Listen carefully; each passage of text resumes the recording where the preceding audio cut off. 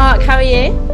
Very well, thank you. Thanks for having me on. Thank you so much for coming on. Do you want to start off by saying who you are, if anyone doesn't know, and what do you do? So my name is Mark Coles, for those of you who don't know me. My heart, I'm a coach. I'm a personal trainer. I've been in the industry 21 years. Personal training will never leave me. Coaching will never leave me. But I've grown multiple different businesses within the fitness industry over the last 21 years. And now my career originally started as a coach, had a very successful career as a coach, and then developed that into teaching coaches. Very much the science and theory and practice of becoming a great coach. And that led into one aspect of the business now, which is helping coaches take their passion and purpose and turn it into a successful business. Because we know in the fitness industry, we're all very passionate.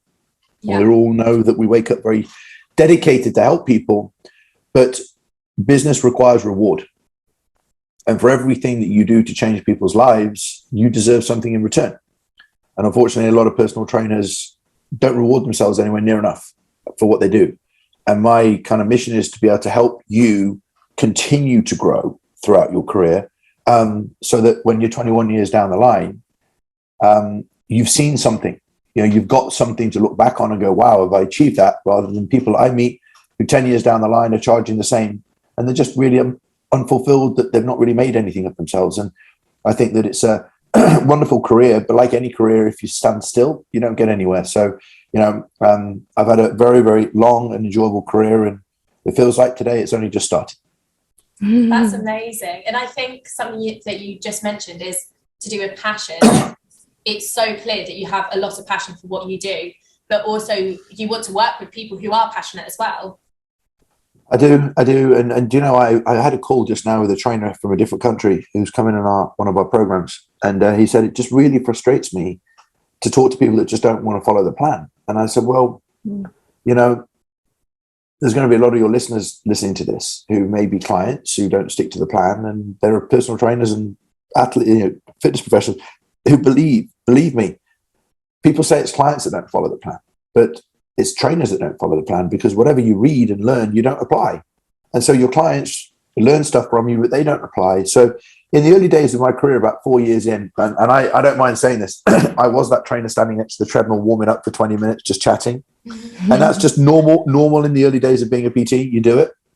And during that time, all I heard was moaning. Moan. And I thought, God, these people are just unhappy. Yeah. And rather than trying to force them to do something, I thought, I was a bit challenged with myself in terms of my journey through life. And I thought, well, so one of my clients pointed me in the direction of personal development. And I was very close to the idea that I could get better as a person. I could learn more, but I was very closed to the idea of I could change. And I did a course, and it said how to teach clients to be compliant. And I thought, should you have to teach somebody how to follow it? Or should it be an internal thing? And that's what I find fascinating about fitness professionals. My desire to wake up every day and just build and keep working, and the passion I have for coaching, it's never left me. So it blows my mind when it comes to getting in shape and feeling good, why clients wouldn't. So I went on a journey from the age of 26 on studying personal development. So I went through a journey of studying personal development and human behavior, to try and understand why I do things the way I do, so that I could actually then teach my clients and help my clients to understand why they do what they do. And that comes down to behavior. And so the more I've learned about myself, the clearer I've got on what I want to achieve in my life, and the limitations that I thought that I had at the time just started to disappear. And I think that when you help your clients with planning their goals and they can see them, they stick to them because they've got meaning to them. And as a personal trainer, you guys wake up every day, you're an online coaching, you've got meaning to where you want to get to. And that passion for me is we've got to keep the fire alive. And most of us as coaches don't have the skill to help our clients keep it alive. Yeah. So there's if you do everything with passion, you make a lot of progress. But if you do something because you feel you have to, the natural thing is that you're just going to stop doing it. And your clients say, I've got to lose weight because of my kids. I've got to lose weight because my husband doesn't find me attractive. I've got to do this. I've got to do that.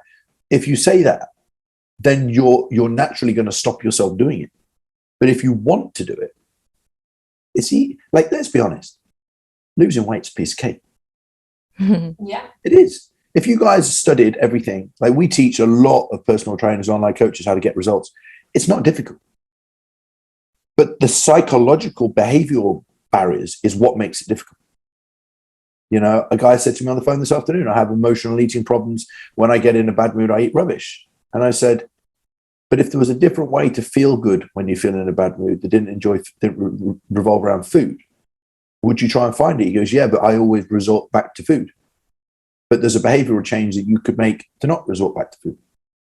So as coaches, I think that one of the biggest missing links, I say 90% of business problems are personal development problems, and 90% of weight loss problems are personal development problems. Do you ever get points in your life where you feel like you're not good enough, or you kind of doubt yourself, and imposter syndrome, basically? Yeah, of course. Like, I started the fitness industry. I was very low in self-confidence around girls when I was younger, like going out and about. I never had a thing inside of me that I was just low in self-confidence, and just, I wasn't very clever at school. One of the things that frustrates me about school is the curriculum forces you to do things that you're not good at. Yeah. Well, in life, right? So the curriculum forces you to do things you're not good at. So while I'm at school, do geography, do history, do French, do art. Like, well, I actually did well in art, French, because we went skiing as a family every year. And so I could see a link between listening to it and going skiing and speaking it. Yeah. But sit me in a classroom and learn history, I was just disrupted. So when I finished school, I wasn't very intelligent, and I was seeing loads of my friends do well and go to university, and I couldn't get into university and all this. So I really doubted my ability. And when I suddenly in the gym, I just felt alive. I mean, you girls might understand what I mean, but being in the gym, it just felt like a sober nightclub. It just felt like everybody was in there just wanting to do the same thing as me. Like, everybody was chatting the same stuff, and no one was judgmental with each other. It was just like, oh my God, this is like amazing. So all the self-doubt and judgment stuff kind of went away when I was in the gym, but it didn't stop me being fearful of talking to people on the gym floor. It didn't stop me from feeling overwhelmed, and it didn't stop me looking at all these successful people. And that imposter syndrome, to me, since I've learned this now, and probably 5 or 6 years ago, but we're basically, when we look at somebody above us, we put them on a pedestal and we glorify them and put a crown on them, like a lot of girls will with influencers and guys will do with influencers, and they'll have this on their pedestal. And you just said a very interesting thing right then. When I realized that everything that they were, I didn't want. Like, what I wanted was my life. And then I started to create this vision plan of where do I want to get to? And suddenly this big worry about what everybody else was building started to disappear, because every day, anybody that has imposter syndrome or gets worries about other people doesn't have their own map. They don't have their own map, because if you had your own map of where you're going, you're too busy building your own journey. And because you don't have your own map, you will start comparing it to everybody else's life. And that's what a lot of people do. Is comparison is basically saying, I want what that person has. So if, for example, an influencer lives in Dubai, but you have no desire to live in Dubai, that's the worst person to compare to, because their reality and their life is not the same as yours. So I help a lot of fitness professionals remove this imposter syndrome, remove the doubt. I like doubt. When I say remove doubt, I teach more of an awareness of what self-doubt is, because I have self-doubt today. But self-doubt is something that's basically telling me that you've got quite punchy goals. Because look at anybody who hasn't got any goals, and they won't have any self-doubt. And what I mean by that, does that make sense? Yeah, completely. So if you got somebody that's what I would class as just kind of ticking along, and you go, what do you worry about? And they go, not a lot really. And then you speak to somebody who's got big punchy goals, like I want to win a show, I want to double my income, I want to get great results, I doubt myself. Good. Let that stay there. Now, look at what self-doubt has helped you with over the last 5 years. I won a bikini show. I put my prices up. I started an online business. I got a degree. Did you have self-doubt for all of those? 100%. So right now we're looking at changing the business model, and it's massive. And I suddenly have these wobbly feelings. But the wobbly feelings, you might interpret them as self-doubt. I just say they're feeding back to me that I just need to get very clear. And I think the one thing personal trainers don't do is they don't help their clients get very, very clear with what they want. I also think that PTs and online coaches, they're not clear with what they want. So every day you just go through this whole ticking along, and there's nothing. Purpose is born out of your passion. But purpose means that every day is purposeful. So the funny thing is, when you watch somebody diet down for a show, they look amazing, but they're just so dedicated because they've got a start and an end date. Now, my start and my end date is when I die. There's a saying on the wall here: I plan to live my life fully until the moment I stop breathing, being productive and doing something that fulfills me and serves other people. I love that. Yeah, that is a way to live your life. Well, look, until I stop breathing. So my book is about level up, and I talk about excellence. Excellence for me doesn't have a finish line. And I bumped into a men's physique bodybuilder who's retired from competing at the weekend at the Arnold's. And I said, how's life? And he goes, do you know what? Way better since I stopped competing. And I said, why? He said, because I was on this roller coaster of up and down, and I lost a bit of control. And for me, I'm leaner right now walking around day to day than I was when I was competing at my heaviest. And I'm fitter and I'm healthier. Now, it's not to say that competing is not great, but it's wonderful because it helped hugely in my career. But what a lot of us miss is this ability to just be in control. Most people are living out of control. Okay. The ability for me to stay in shape now, I'm 44, be in shape, eat what I want, train, do my nutrition. I've spent a lifetime trying to become controlled within me. A lot of our clients are excessive. They're emotional with this. They're out of control with this, out of control with the food, out of control with drinking. Everything we see gives us signs that people are out of control. So when I made a decision, which I did about 8-9 years ago, my commitment to being in shape is forever. My commitment to being in shape is to my children whenever I have them. My commitment for being in shape is to inspire the fitness industry. So when you have I remember a saying that said, if you have a local goal, you won't get beyond yourself. If you have a national goal, you'll make a national impact. If you make a world goal, you'll make world impact. But if you make a kind of infinity goal, your goal is just to help as many people as you possible. So if you place a commitment like I have to stay in shape, to study, to learn, to make impact, there's no way that you hold yourself accountable. And that's why I think that most people I speak to, they haven't got a goal bigger than next month or the month after. Yeah. And I don't care whether somebody's 18, 19 or 22. I found out what my inspired goal was at 24.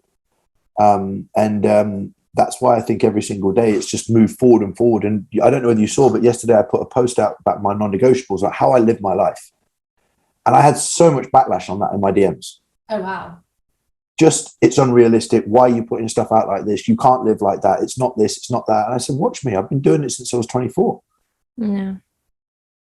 Like, I went on a Poliquin course with Charles Poliquin, who you may not have heard of, and we talked about eating meat and nuts for breakfast and, keeping your blood sugar level so that you can have energy during the morning. And I've done that since I was 24. And it worked for me very well. And when somebody said to me, when you have children, Mark, you're not going to be able to stick to that plan. And I said, of course I will. So I think that, this whole, what I just said to you here about living your life, you've got to know what you want it to be. You want to know what principles that you want to have behind it. You want to be fulfilled and have purpose. And there's a great saying in the world is that a lot of philosophers and psychologists look at 7 key areas of life, right? I basically learned this from a great man, John DeMartini, who taught me a hell of a lot of information. And he said, the 7 areas of our life that when we're in control of them, when we're empowered with all of these areas, we're living very happy and fulfilled. His first one was that it's called spiritual, which is to do with your life's purpose. So you two have now got a podcast to inspire people around the world, and you've got your online business and you're inspiring and educating and helping people get in a great shape of their life. You feel that right now there's a purpose inside both of you to help other people. Yeah. Well, watch what happens when you meet to somebody who's not got a purpose. They're a bit flat, aren't they? Yeah, their energy is very low, and it feels like you're almost having to try to lift them up with what they want, especially in terms of coaching. Yeah, and with your clients, they come in and they want to lose weight, but they don't have any purpose. So the first thing was to help people live a fulfilled life. It's to help them find their purpose, which is, for fitness professionals, I help a lot of people do. They come to me a bit lost, right? The second thing really is to look at your kind of mental ability. So I teach trainers, you've got to keep learning. I came out of school not knowing a lot. And then when I started reading books, and obviously you can see everything behind me is a fraction of what I have in my collection. I learn, I read, I podcast nowadays, I audiobook, because when my brain's learning and inspiring, I just feel alive. You girls must do as well. When you read something or study a podcast or whatever, you just come off it. And then you speak to a friend of yours that doesn't read. You think they've got nothing to talk about. Yeah. You know? So we want to have purpose. We want to have a growing mind. And then we want to have a vocation, which is a career path. It's so important for everybody to have something that they're waking up dedicated to in a career path. But as a result of that, if you're also focused on increasing your income over time, I know a lot of people that when the money's not moving forward, they're not happy. Yeah. You know, I bet you two, through getting in shape and dedicating yourself to fitness, have earned more money. Yep. No, but here's the thing. One of the other ones, okay, is social influence and leadership. So when we are making an impact with other people, like when you get DMs and messages and you put your social media content out, when you help people in the gym, you're making an impact, whether it's 3, 5, 7, or 100 people. Yeah. So we're really, really fulfilled when that happens. And then we have what's called familial, which is more to do with love, intimacy, and relationships. And that doesn't necessarily mean a significant other. It could be your family or close friends. But when we don't have those meaningful relationships with other people, we always feel a bit down and unfulfilled. Yeah. And then finally, it's your physical health. Like, watch how unhappy people are when they're out of shape, when they look in the mirror and they don't like how they look. I'd say it's one of the biggest reasons for depression. Yeah. You just find yourself unattractive. And then that has a knock-on effect with your career because you don't feel good enough. That has a knock-on effect with your income. Now, if you then find somebody that's got no purpose, no direction, how many people have you helped who have come alive as human beings when they've lost weight? Yeah. And then they've said to me, I've had a guy once work with me when I was coaching, and he said he was on the tills at Sainsbury's or something similar. And he actually got in shape with me. And then after that, he went for a assistant manager job. And he is now regional manager. Oh, wow. Just from doing a body transformation. From doing a body transformation. Yeah, it really goes to show, I think, that the way people necessarily feel about themselves. I have so many people come to me saying, I want to look like this. And I say, well, why do you want to look like this? I think it will make myself feel better. And at the end of it, they always come saying, I want this certain goal. But at the end, their feedback is always, actually, my favorite thing about the coaching is I feel like I've gained so much confidence in myself. I feel so much happier and fulfilled. Yeah. And it's sometimes it's not so much about necessarily what you look like, but how what you look like makes you feel. How you feel. Yeah, completely. I had a lady once working with me, and her husband was very, very wealthy. And she had lost who she was. Yeah. I saw her in the gym. She was out of shape. And it was when I was back working in a health club. So we're talking 15, 16 years ago. And I used to chat to her every day, and she'd train 6 days a week. A little bit excessive. Yeah. Right. She was doing cardio all the time, weights all the time. She was losing a little bit of weight. I just said to her one day, do you want me to take you through some training sessions for free? Right, let me show you what you need to do, because she wasn't doing enough weights, in my opinion. Yeah. And then 7 months later, she did a photo shoot. She had hot pants on, little sports bra.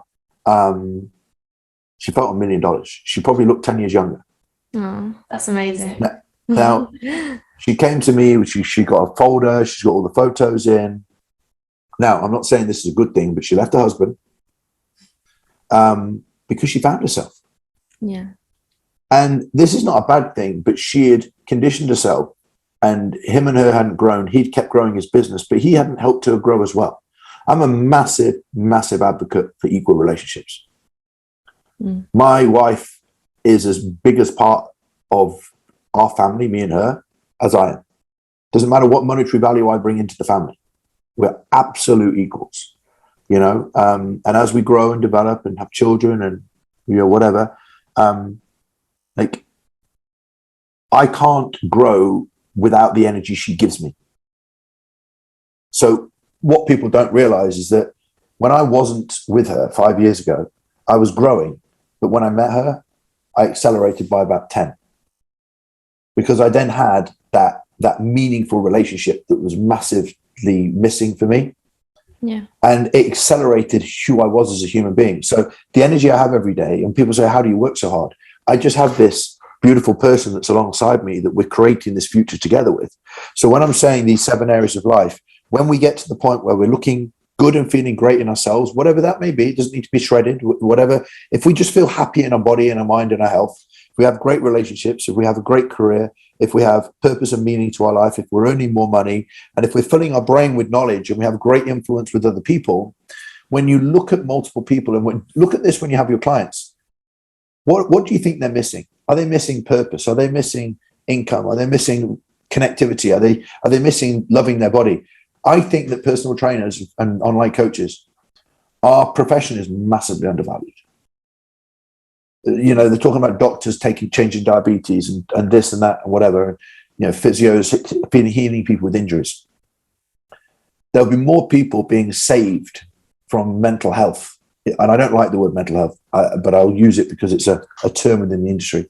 Yeah. Because I think that a huge driver of our own perception, which I would probably class as what people believe mental health is, how we see ourselves, and we're spiraling downhill because we've just not taken control. Like every time you go downhill, your body's trying to say, hey, feedback, something's going. So we should listen, which is why if there's a thing out there called personal development, which I'm sure both of you have read personal development books or listened to personal development podcasts, like when you first read personal development, didn't you just say, holy crap, I didn't realize you could learn about yourself. I read The Secret, the first ever book that I read, and I went, oh my God, that's like me. Yeah. And then I started to find the fact that if I can learn about me and your mind is able of creating whatever the friggin' hell you want, the better my mind gets, the better I can have. And if I want to set a goal of making X amount of money or making X amount of impact, the only thing that stops me is my mind. So if your client wants to have an amazing life and eventually meet a beautiful partner, I mean, I said it in my mind 10 years ago. I'm not settling for second best when it comes to a partner. I'm going to build my body, build my business, build my brain, and then she'll come. I did a podcast with somebody during the pandemic. And I just said, she arrived. And I know people that aren't very spiritually minded or open to what the world delivers, but I basically built me to a point where I was ready to bring in the right person. And I believe, because we said in a meeting at my gym yesterday, you cannot tell somebody they're wrong if they believe they're right. If you, in your perception, if you believe, I believe that my wife is a result of me building me to be the type of person that she would ultimately want to meet. And that's what we connected on.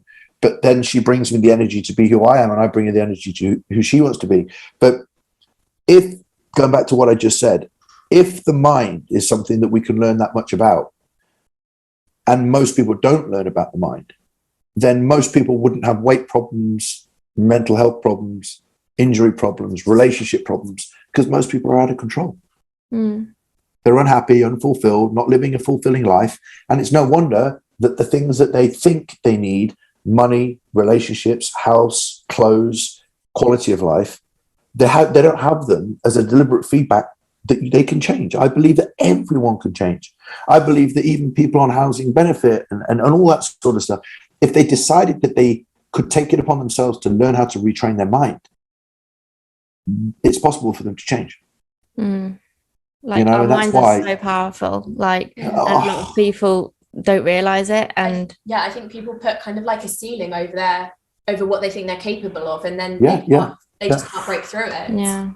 yeah. And for me, if I'm honest, what I started to realize in training, and we have a saying on the wall at my gym, it's one of our slogans at M10: expect more, achieve more. Because if you expect more of yourself, we will basically help you achieve anything. Mm-hmm. And ultimately, we help people at my gym achieve things that they never thought was possible.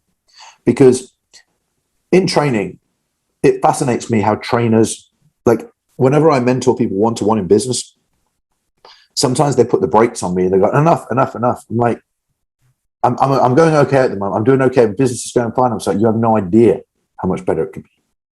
Yeah. And there's a saying that I put on my page. The reason why I'm on your ass is because I can see so much more in you than you can see yourself. So as personal trainers, we're constantly pushing people because we can see in them something that they can't yet see for themselves. And when you get to that point where you go, see, I told you so. So when I remember a guy on the leg press one day and I was training him, he was like, no. And he was like, stop. And I said, mate, I just want one rep. I'm not going to hurt you. I want one more rep, right? He was terrified. No. And we got one more rep, right? And he got off and he went, yes. And I said, what if I hadn't made you do that? He said, next week we'll get one more. And this has taken me it took me 3 months to get that out of him, because he'd turn up and he'd just not train hard. But I committed. So I am committed to not letting somebody give up. Mm. And I think in business and in life, and if you're in a relationship, like my wife and I sit there on a Friday night, we have a bar downstairs, we have a gin and tonic, and we just talk to each other about our goals and where we're going and what we're doing. We go on this journey together. And that's why I think that it's so important that as a coach and a client, you go on this journey together. It's got to be an inclusive thing. It's not, I'm going to turn up and do a training session. It's not, I'm going to do a check-in. It's, how do I empower this person to come on this journey? Because you two have found happiness and comfort and fulfillment and building a thriving business from fitness. Yeah. So it does leave clues. If there's a lot of women struggling with health and happiness, let's do the first step of getting into control with your body. Because once you get in control of your body and your confidence starts to lift up, you may find yourself wanting to go to more social functions. You may find yourself wanting to put yourself out there and do a course. And I truly do believe that behind so much that we want to achieve in life is our body. Yeah. You know, that's why I say in my book, personal, physical, professional. You could do personal development, but if you, I would never trust an overweight nutritionist. I'd never trust an overweight psychologist or a health professional, because that's just one area of their life that they're not in control. Yeah. So you cannot teach me control. That's why a personal trainer that's not looking after their health and their body shape, the client is naturally going to say, now they're cheap, so I might go with them because they're cheap, but I'm not going with them because they're good, right? Or because they're a walking, talking billboard of what they do. So we encourage people on our mentorship, get in shape. On my business coaching programs, I'm the first to say on a call, you're out of shape. Mm. And I don't mind saying it. And they're like, there's a guy that we worked with on my business coaching program recently. He's 45, 46. I said, I'm really struggling. I said, because you're fat. I said, because you're allowing yourself to let go. And he said, you're so right. What do I need to do? I said, you need to hire one of my team. I need to go through your own body transformation. And it's changed his whole life, you know, and that, I don't mean people need to be shredded. I don't need to be, people need to be bodybuilders, but just get your health and your body in control. Because here's the thing, your brain is made up of neurotransmitters and in terms of our fuel for our brain and our energy, and obviously fat. Yeah. And if we can't think and our cells can't communicate and we're not hydrated and we've not got the right nutrients in the body, when you actually look inside the body, you've got all the mechanisms of how we drive carbohydrate fuel. We've got all the blood and arteries and all the nutrients that go inside the body. They all come together. They co-factor together to basically provide this engine that works. So if the brain is doing weird things such as depression and the nutrition is shit, then let's try and connect the dots with the stuff that's supposed to make the brain function better. My NLP coach 15 years ago said to me, she will not take anybody on unless they're following a high-fat, low-carb diet, because she wants the brain to be full of nutrients. She won't work with anybody until they change their nutrition. You know, and I think that's wonderful, because now, going back to what I said 10 minutes ago, as coaches, we're changing people's lives. Now, we're not marketing ourselves as life-changing, you know, disease savers, right?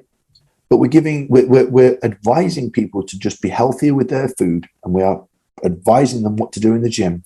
And I'm sure you guys have noticed less bloating. Girls have better hair quality. Their nails grow back stronger. They sleep better. They're less stressed during the day. Menstrual cycles on point.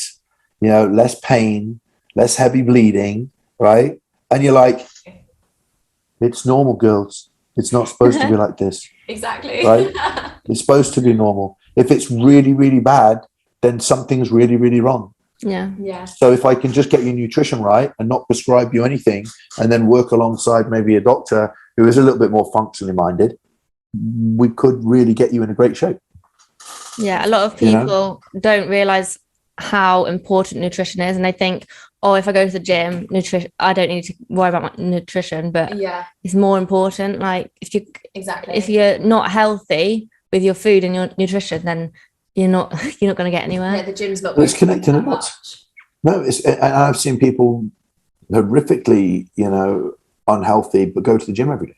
Yeah. You know, one thing you've got to look at is cells communicate with nutrition. Our thoughts, our energy, our emotions. There's a guy called Joe Dispenza who's an incredible philosopher, modern day philosopher. And he just talks about the healing capacity of the mind, that the mind can only heal what the body is fed with. Yeah. You know, so as a trainer, when we actually look at it, when you go and see a doctor, they never talk about nutrition or hydration. They talk about what pills they need to just get rid of the symptom that you have. Yeah. And that's Western medicine. But I studied functional medicine for many years. And not to be a doctor, but to try and understand what we call now our 360-degree approach to coaching. So our 360-degree approach to coaching is the client goes in the middle of the paper, and then we have sleep, stress, psychology, training, nutrition, and digestion around the outside. And when the client's got overweight, inflammation, not sleeping well, and they are tired all the time, the first thing we don't want to do is train 7 days a week. Yeah. We want to train as least as possible. Yeah. We want to get nutrition spot on and let the cells do all the talking, and let the sleeping improve because of quality food, and then slowly bring the exercise up because it's nice and steady. But because we've listened to what the client's challenges are right now, we're able to understand where best to approach the nutrition and the training and the rest and the recovery, rather than, oh, this client wants to lose weight, right, 5 days a week, 20 minutes on the Stairmaster, go. Most people would lose weight simply by just managing their nutrition. And this is why men and women that come to lose weight, when they come to my gym, they get the most basic, simple things to follow. And it yields the most amazing results, because you can't really talk about, and this is the fitness industry get a bit confused, 99% of people that come through the door, general population, you can't talk about advanced stuff. They don't need to know about advanced stuff. They need like 2 days or 3 days a week of a full body workout with 5 or 6 exercises. We don't need to do anything fancier than 8 to 10 reps, you know, and it needs to be really basic. And sometimes 3 exercise workouts is difficult, maybe 2 workouts or 1 if they can't remember stuff. We do some steps during the day and get the output up. And depending on the client, we're either going to get them to just eat intuitively, but healthily, or we're going to get them to follow maybe a macro style plan that's not difficult. And we're going to try and understand what's realistic. I said to my sister, she's got 3 children. She said, I know I need to lose weight. I know I need to sort myself out. She said, what should I do? I said, you tell me. And we had a train journey back from Nottingham. I said, tell me what's realistic. She went, no, you tell me what I need to do. I said, you tell me what you want to do. She went, well, Mark, whatever you try and tell me to do, I do not have time to go to the gym 4 days a week. I said, all right, tell me off, right?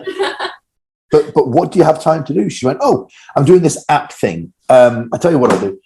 I could probably do that for half an hour twice a week in the gym. And I said, cool. So write down app twice a week. But what day could you do that? She goes, well, I can't do it on Monday. I said, don't have a go at me. What day can you do it? And she went, Tuesday and Thursday. I said, cool. And I said, during a day, what's realistic for you to eat? And she goes, well, I know you're going to tell me to eat loads of protein. I said, what could you eat? And so after we got on the rest of the train journey, she had written out what's realistic for her. And after 14 days, she went, oh my God, you're a genius. I've lost like 4 pounds or something. And I said, you wrote it, not me.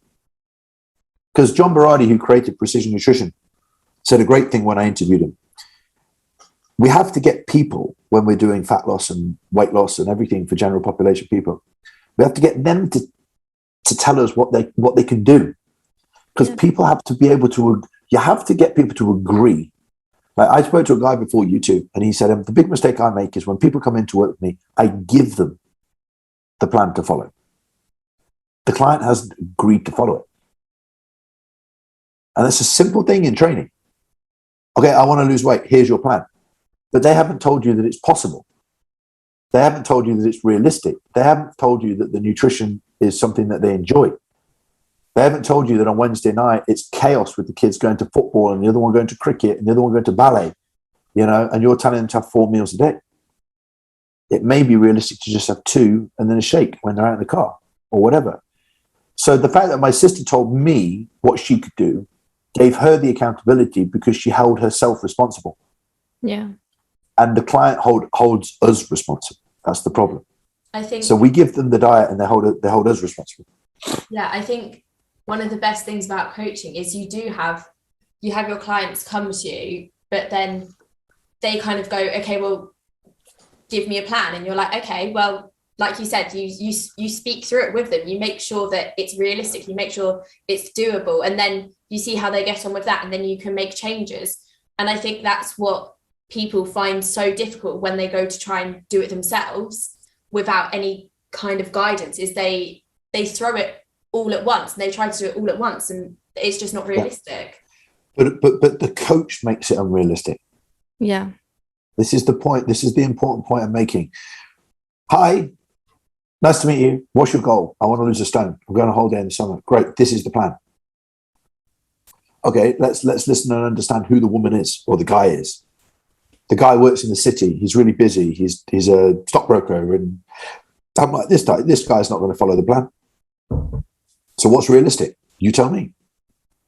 And so if we start off there somewhere, if we start off there at some point, now other times people say, listen, I'm a robot. I'll follow whatever you tell me.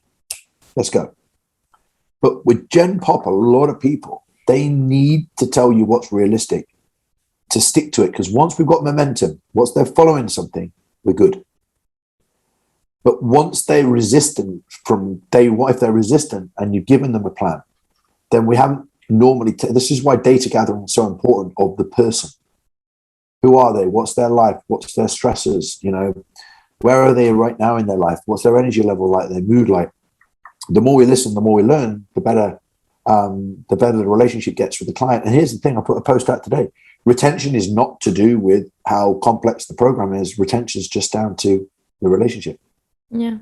And as good as you can be, as scientific as you are, if they don't like you, our industry is about personalities.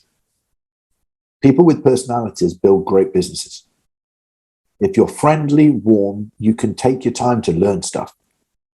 But people like people. If you go to a restaurant and the waiter's just lovely, you have an amazing experience. Mm. If the waiter's grumpy, you have an awful experience. And that waiter has affected the reputation of the restaurant like that. Yeah. So as a PT, if you make somebody feel welcome, problem is if you don't know anything and you make them feel welcome, there's only so long that they're not going to get any results.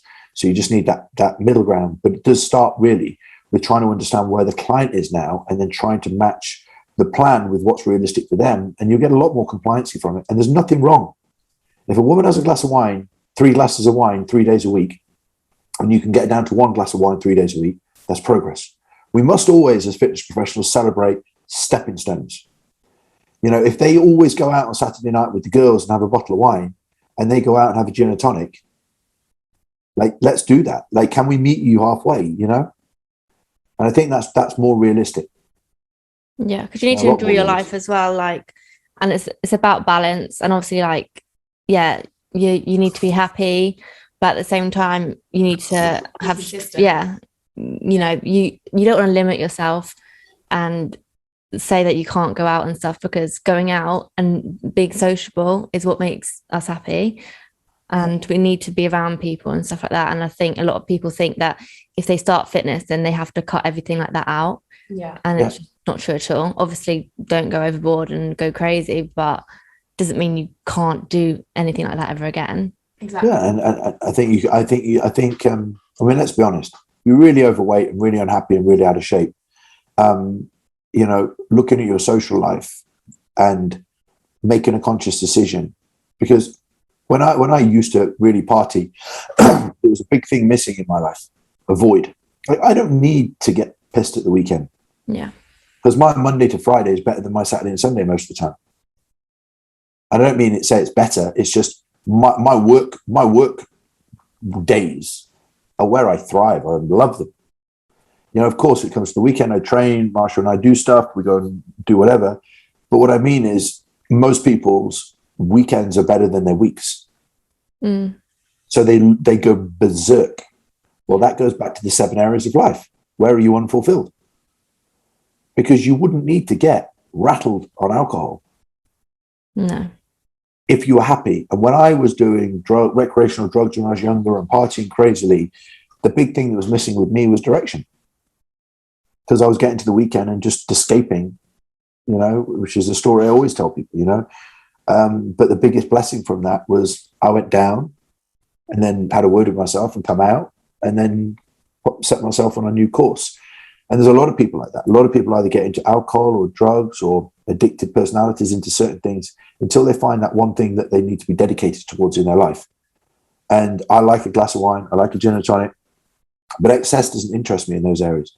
No. You know, I'm more dedicated to my career, you know. So. And people go too hard on the weekend and then their start of the week is ruined because they're hungover or they're feeling so tired from the weekend, and they can't have a good week because they've just gone too crazy on the weekend. And I find that as well is because obviously we're quite young, so we've just both graduated from uni in the past few years, and I had 4 years of get absolutely total. that lifestyle, that kind of lifestyle, and then transitioning out of that into the professional world, if you will. I now get to points where I personally don't enjoy getting completely drunk, and therefore because I feel wiped out for the next few days, I feel like I can't achieve my goals, I can't look after my clients as well, I can't do what I enjoy doing. So, you can't function. You can't function, exactly. And it's important.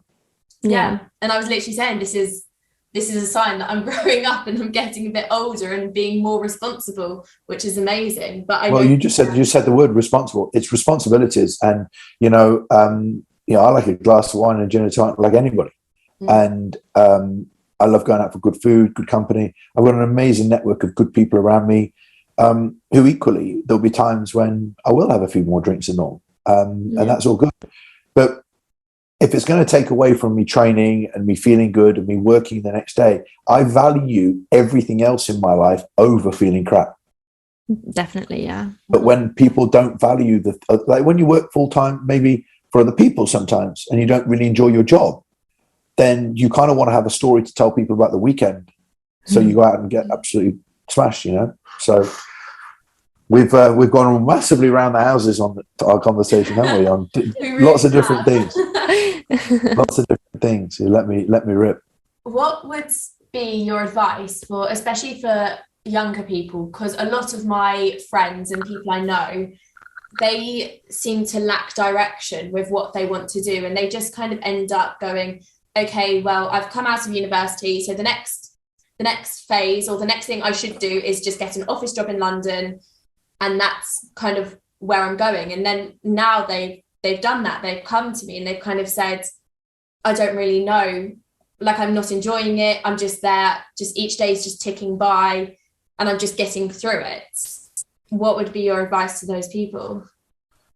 So I'm a trained facilitator with a methodology called the values determination process. John DeMartini, please look him up. has helped and taught me a huge amount over the years. But I tried to understand, when I finished university, I tried to do property twice. When I was 19 and when I was 23. Left with both of them without completing it. Yeah. In your life on a day-to-day basis, surrounded by you are things that you do, things that you talk about, the things that you're most inspired by, and their feedback to what you love doing. So you two are sat there in gym gear, you come out of uni, you probably got degrees, and both of you look at building fitness businesses online, right? Yeah. Mm. But that's not conventional in what should happen. No. Right? So I'm not conventional in my family. My sister's a surveyor. My brother was an actor who went to legal school. And if you look at what we think we should do, the word should basically means that you're conforming to other people's advice and ideals. So I thought that my dad thought that I should be in property because he was, right? But around me every single day was the gym. Bodybuilding books, fitness books, bodybuilding magazines, shaker bottles, protein. So one thing we don't do on a regular enough time is look around us. Because when we look around us, if I came to both of your house right now, I bet there's a lot of gym gear. Yeah. I bet there's trainers, right? I bet there's fitness stuff, books, reading. It wouldn't take me long to realize that where you're going to be most inspired and dedicated in your life is around fitness. Yeah. Mm-hmm. What happens when we're at uni is we do what we think we should do as a course. When we come out, that's our qualification. Now, that doesn't mean that we're going to be deeply fulfilled there. It means that we've conformed to society saying that we should get a degree. So when I told my dad I've taken a loan out for $3,500 to become a personal trainer, I loved being in the gym. And I said to my dad, when I sat up to him, my dad, I have no idea how I'm going to turn this into a hugely successful business, but I freaking love being in the gym. And as long as I'm in there and I'm doing this thing that I've just found out called personal training, if I'm doing this, I think I'm going to be happy. And when I'm happy, I'll make all the money under the sun. Great friend of mine, Jordan Peters, said he never thought he'd have a hugely successful worldwide brand. He just wanted to be one of the biggest bodybuilders in the country.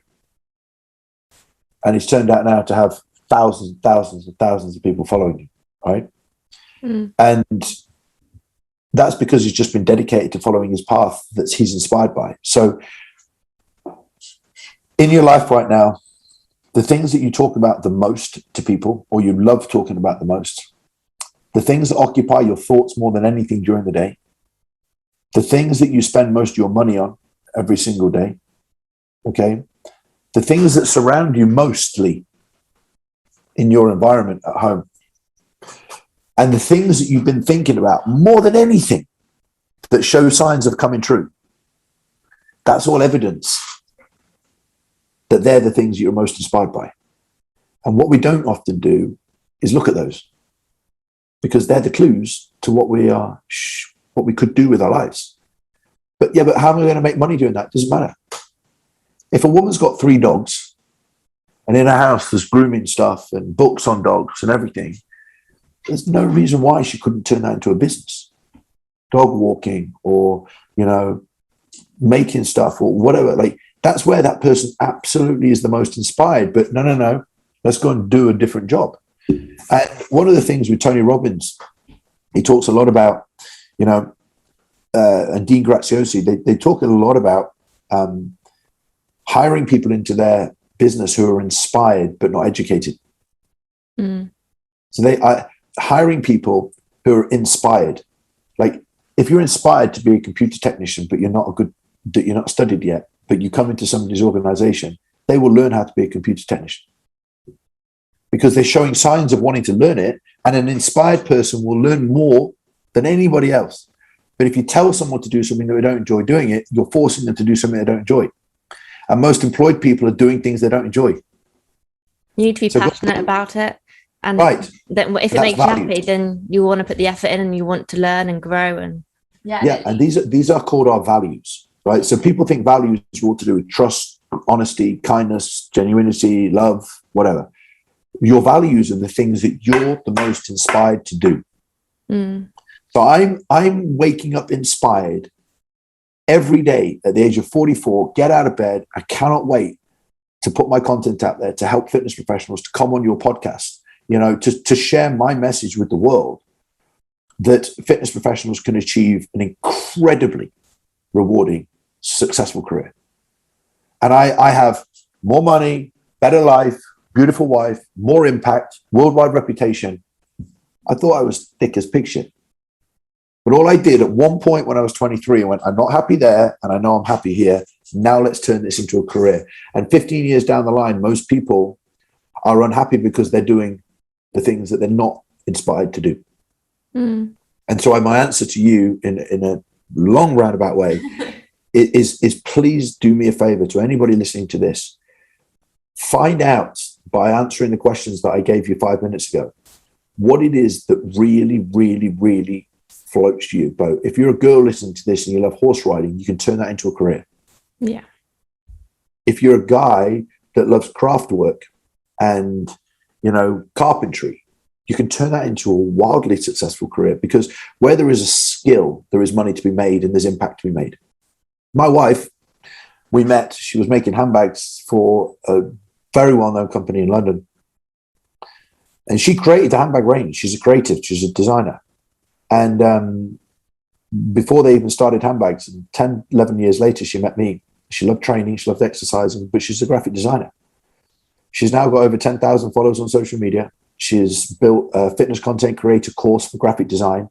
And she's now built website templates that are a fraction of what it costs to build a website online, have a designer to build it. And she's built her own social media business off her passion of fitness and graphic design. That's amazing. So you take passion and skill and purpose and values, and you can make money. Yeah. Because you provide a service and make impact to the world. And with social media now, we can all do that. Yeah, exactly. And you know what? There was a guy who had an autistic son in America, and his autistic child loved cleaning cars. Like, you could just see, he was so inspired to clean cars every day. So his dad said, sod it, went and bought a car wash. And all the autistic child's friends, 5 of them, now run the autistic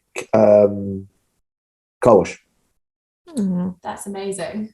And what I loved about the story was the fact that every day, some people didn't like it because they thought it was exposing, but the child loves cleaning cars.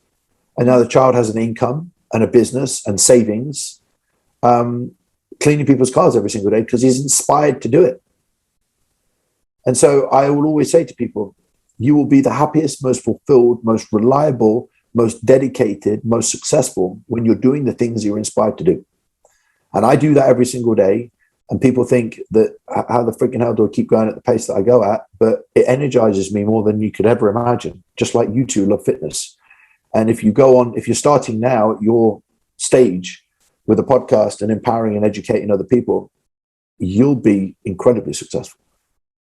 You're already growing followings, both of you, because you're waking up every day dedicated to help people. And I have a call tonight with my mastermind, my business coaching program. And the subject is, what are you offering to other people? What are you inspired by? Because I've got quite a lot of confused people.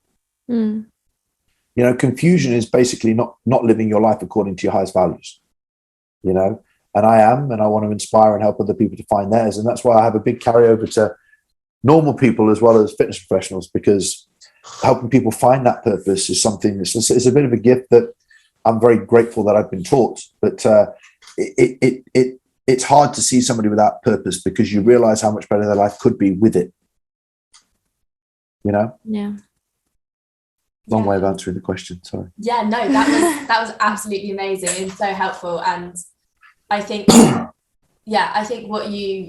what inspires you and what you love doing really does help. That's your clue. That's the clue.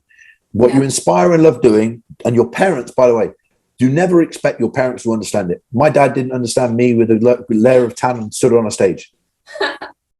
Right? I had no idea. But the one thing he did do, and I've got a photo of him holding the trophy that you see behind me, going, yeah, right? And I got that photo, right? And that moment, he didn't understand what it was, what dedication went into it. He was proud of it because he was watching me do something that I was deeply inspired to do. And our parents will never understand fitness. They'll never understand our dedication to it. So we need to stop expecting ourselves for them to understand. Just do it and show them, reward your family and parents in achievement. Yeah.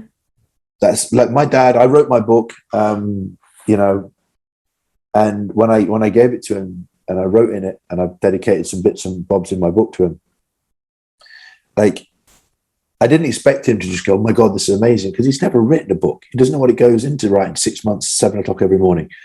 But he just said, that's incredible.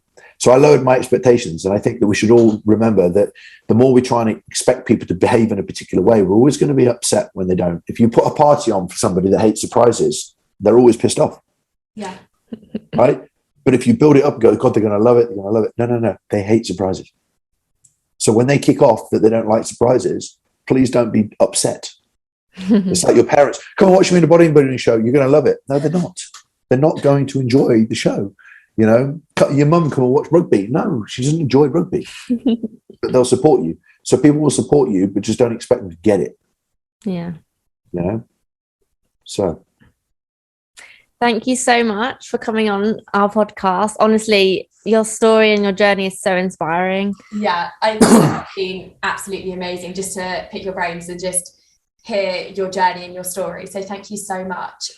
If our followers want to find you, where should they go? Well, depending on who is listening right now and has managed to get to the end of the podcast. My Instagram page is Mark Coles M10. I have a YouTube page, Mark Coles. And if you are a fitness professional, you want to learn from us, if you go to m10life.com, you can take our FitPro quiz and it will tell you what courses of ours are appropriate for you. And then I also, if you are a FitPro, I wrote this, right? So if you want to read my book and listen to audiobook, I wrote a book called Level Up. So plenty of ways to find me, but I'm very grateful, girls, for you having me on. Thank you so much. And also, I just want to add one more thing. You also have your Mastery podcast, which we're both huge fans of.